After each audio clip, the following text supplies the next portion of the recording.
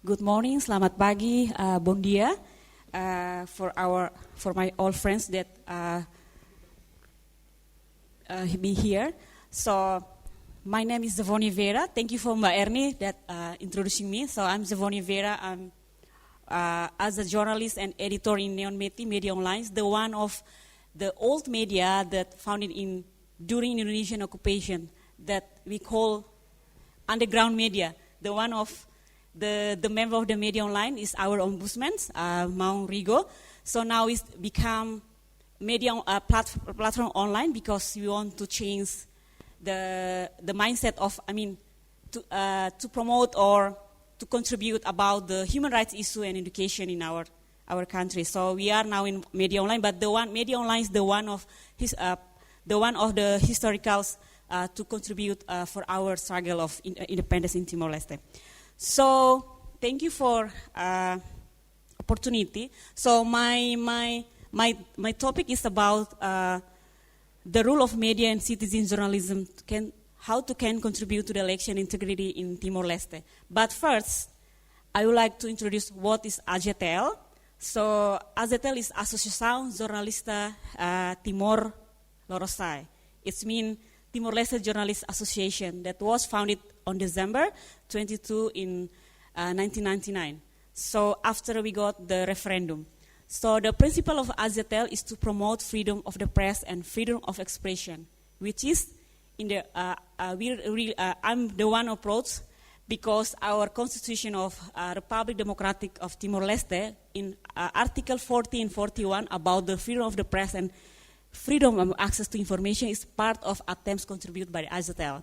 So once again, my Maung Rigo is the one ombudsman, gives the two articles with our others founder from Indonesia, like Bung Stanley, Rico Adicondro, the son of Jos Adicondro, and others. What else, Mom? I forgot. Oh, yeah, the ombudsman, Virgilio Guterres, is the former of the president of Press Council. So in 1999, they proposed two articles to our parliament to put the two articles about the freedom of the press and access to information in our constitution. So this is the main story that AJTL contribute to our freedom of the press and expression in Timor. So next, so who are the AJTL members? It's journalists from print, radio, TV, online, community radio, and bloggers, photographers, columnists, social communication students, and of course, citizen journalists that we working with PPMN, how to establish our CGTL in Timor-Leste last year.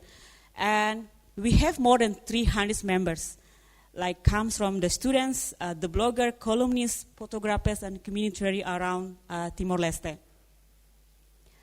So we have the three main priority program that we applied for AJTL. So the first one is advocacy about press freedom and expression in Timor-Leste. We know that this year regarding to report on report without borders from Paris say that we are about the index in Southeast Asia. We still maintain with the ranking 1 about the freedom of press and expression. In the global, we going up on top 10 about the freedom of the press and expression because no journalist that bring to the jail because of the report or coverage about our situation in Timor-Leste. It's the ones that good one for us. We still continue to approach and promote our press freedom and expression in Timor-Leste, how doing dialogue with our leaders, parliament, government, to understand about the very important role in Timor-Leste.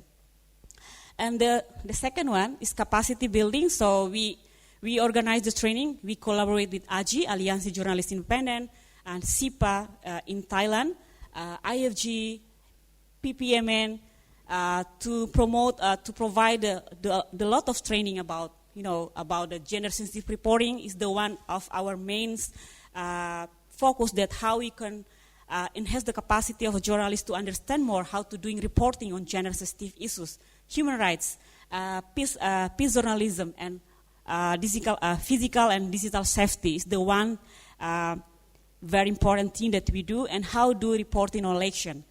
And the third one is about the collaboration, sharing and networking in Southeast Asia. So Ajatel collaborate with AJI, with Cambodia Journalist Association, and Philippine the Press Union.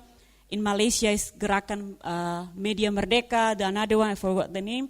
So and PPMN. So we do collaboration doing a regional conference to talking about the media freedom in Southeast Asia, and what the strategy that we can do together, how to promote, approach the political leaders to give solidarity. Special one for the Myanmar now. We're working hard on that, how to support our journalists and human rights defenders in Myanmar to respect their roles. So now we discuss with our President Ramos Horta to influencing the Myanmar government to respect the rule of journalists. So media citizen journalism covers in election. So now after PPN establishing the CGTL in Timor-Leste last year, so we have successfully held the president election and parliament. So the media compete to provide covers according to the character or the respect of media. So the character of media in Timor-Leste is different, is quite different, because they come with the agenda, they come with the different perspective that they want to report on. So various media in covers. We have partisan media that comes from the owner of the media, the political party. They come with their propaganda, conspiracy, disinformation. They promote disinformation, hate speech, using the media online, the majority. So, but we have also alternative media that we use, how to educate, how to promote the human rights, how promote the women and people's disability in election. We have conventional media that really old reporting, how they focus on, it's really boring they don't have the alternative issue that how they can report it. And social media, so citizen journalists that created by AZTL and PPMN, they're using the social media page how to report on human rights, people's disability, and the women issues during the campaigning and elections. So here, people, because most people access information from the media, but the problem, we have a lack of media literacy and digital literacy. So people, the vulnerable people that live in rural areas still believe on fake media, fake news, hate speech, that they think that is true information that can influence them how to vote, how to choose which party that they can believe on. So because it's very strong on hate speech and propaganda during election. So AZTL doing monitoring that is very risky for the vulnerable people, especially for the LGBTI, for the women in rural. They can't understand about what is hate speech, what is disinformation. So it's very the media also contribute, make women and people a bit more vulnerable during the election. So to provide inclusive coverage and integrity, AZTL collaborate, like I already mentioned, so starting in 2022, before the president election. So we really appreciate to the PPMN that really support us how to build the citizen journalists in Timor-Leste. So we have the members of CGTLs come from students, university students, community radio, and others is from the media online alternative that collaborate, really focus on the human rights issue during the election. So we conduct the training, understand what the citizen journalists and what they must do during the election.